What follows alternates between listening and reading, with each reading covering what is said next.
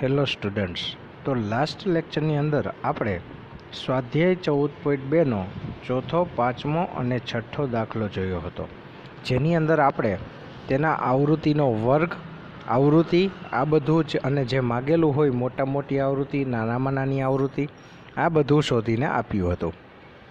તો હવે દાખલા નંબર 7 આપણે જોઈએ તો શું કહે છે કે પાઈનું 50 દશાંશ સ્થાન સુધી મૂલ્ય નીચે મુજબ આપેલું છે. એનો મતલબ પાઈનું કિંમત હકીકતમાં શું થાય? 22/7. બરાબર છે. તો 22/7 તમે કેલ્ક્યુલેટરમાં કરો તો આપણે જેટલા ડિજિટનું કેલ્સી હશે એટલા ડિજિટ જ આવશે. બરાબર, જેમ કે 10 ડિજિટનું હોય તો 10 આંકડા સુધી આવે. એવી રીતે એ લોકોએ આપણને 50 ડિજિટવાળા કેલ્સીની અંદર આપણને આટલા આંકડા શોધીને આપેલા છે. બરાબર છે. તો એનું આપણે શું કરવાનું છે તો કે દશાંશ ચિહ્ન પછી, દશાંશ એટલે કે પોઈન્ટ, આપણે જે 3.14 આપેલા છે 14, 15, તો આ પોઈન્ટ પછીની વાત છે. તો દશાંશ ચિહ્ન પછી 0 થી 9 સુધી આવતા અંકોનું આવૃત્તિ વિતરણ બનાવો. 0 થી 9 સુધી એટલે કે 0 કેટલી વાર આવે છે, 1 કેટલી વાર આવે છે, 2 કેટલી વાર આવે છે, ક્યાં સુધી? 9 સુધી. તો આપણે સૌથી પહેલાં આપણો જે ટૂંકમાં વર્ગ છે એ કેટલો થશે? બરાબર, તો કે 0 થી 9 સુધી થશે. બરાબર છે. ત્યારબાદ આપણે ગણતરી કરવાની, 0 કેટલી વાર આવે છે, તો આમાં ગણતરી કરીને આમાં 0 કરીએ તો 0 એકવાર આપણને અહીંયા દેખાણો છે અને 0 બીજી વાર અહીંયા, એટલે કે 0 કેટલી વાર આવે છે? 2 વાર આવે છે. એવી રીતે 1 કેટલી વાર આવે છે જોવાનું, પોઈન્ટ પછીનો આંકડો જોવાનો છે, પોઈન્ટ પહેલાંનો આંકડો જોવાનો નથી. બરાબર છે. તો 1 5 વાર આવશે. એવી રીતે 2 5 વાર આવશે, 3 8 વાર આવશે. બરાબર છે. 4 4 વાર આવશે, 5 5 વાર, 6 4 વાર, 7 4 વાર, 8 5 વાર, 9 8 વાર આવશે. રેડી? આવી રીતે આપણને 50 આંકડા આ રીતે પૂર્ણ થશે. બરાબર છે. તો આપણને જે ટૂંકમાં કોષ્ટક બનાવવાનું કીધું હતું, પહેલો પ્રશ્ન, આ પહેલો પ્રશ્ન હતો. પહેલો પ્રશ્નમાં કોષ્ટક બનાવવાનું કીધું હતું, થઈ ગયું. હવે બીજો પ્રશ્ન શું કીધો? સૌથી વધુ વખત અને સૌથી ઓછી વખત કયો અંક આવે છે? તો આપણે આની અંદર જોઈએ, સૌથી વધુ વખત એટલે કે આ 8 અહીંયા આવ્યો અને 8 અહીંયા આવ્યો, એટલે સૌથી વધુ વખત 3 અને 9 પાસે આપણને 8 મળે છે. અને સૌથી ઓછું ક્યાં મળે છે? સૌથી ઓછું મળે છે અહીંયા 2.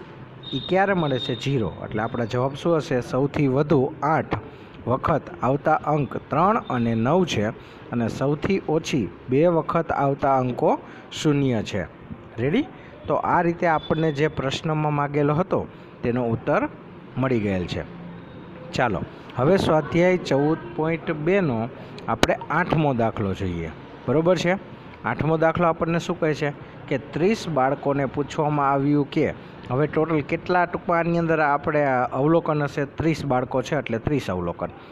ગયા અઠવાડિયામાં તેમણે કેટલા કલાક ટીવીના કાર્યક્રમ જોયા? બરાબર છે.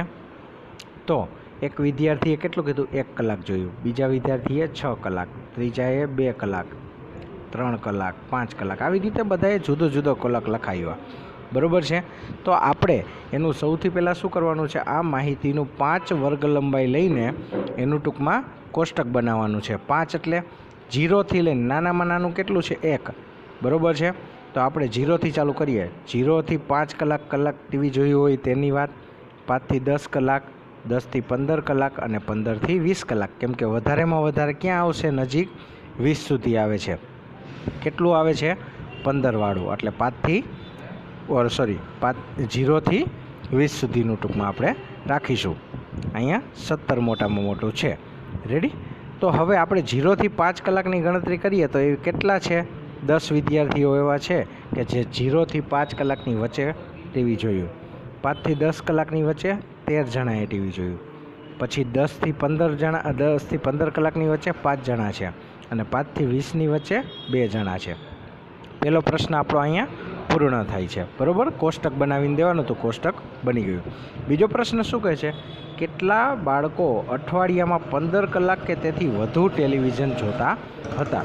15 કલાક અથવા તો તેનાથી વધારે, એટલે કે 15થી 20નું થયો. એની અંદર કેટલા વિદ્યાર્થીઓ છે? તો કે 2 વિદ્યાર્થીઓ. એટલે કે 2 વિદ્યાર્થીઓ એવા હતા કે જે 15 કલાકથી ઉપર ટીવી જોતા હતા. બરાબર છે. તો આ રીતે આપણો જે પ્રશ્ન માગેલો હતો તેનો ઉત્તર મળી ગયેલ છે. ચાલો આપણે સ્વાધ્યાય 14.2નો આ છેલ્લો દાખલો, બરાબર, 9મો દાખલો, ત્યારબાદ સ્વાધ્યાય 14.2 અહીંયા પૂર્ણ થાય છે. રેડી? શું કહે છે? એક કંપની એક વિશિષ્ટ પ્રકારની કાર બેટરી બનાવે છે.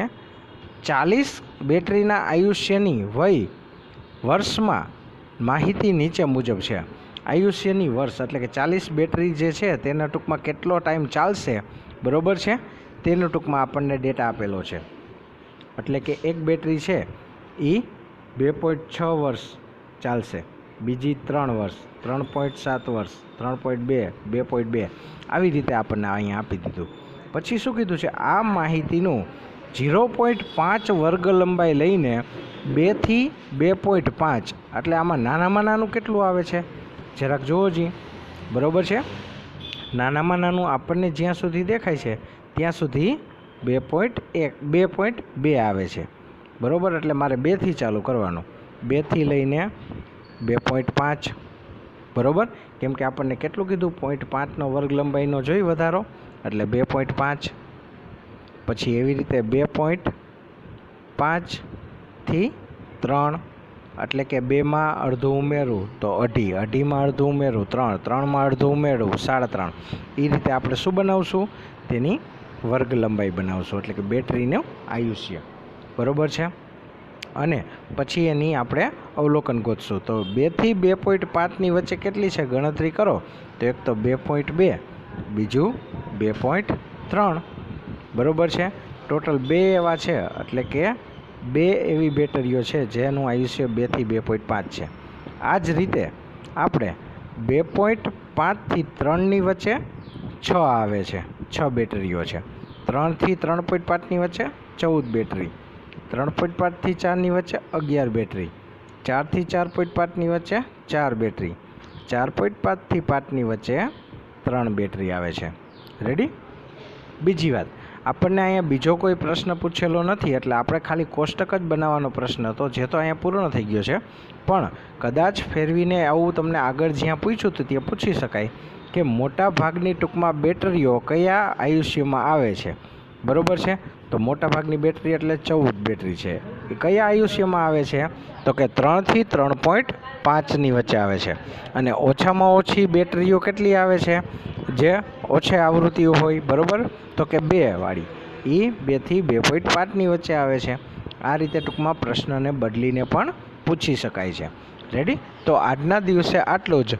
બરાબર છે. 14.2 આપણે અહીંયા પૂર્ણ કરીએ છીએ.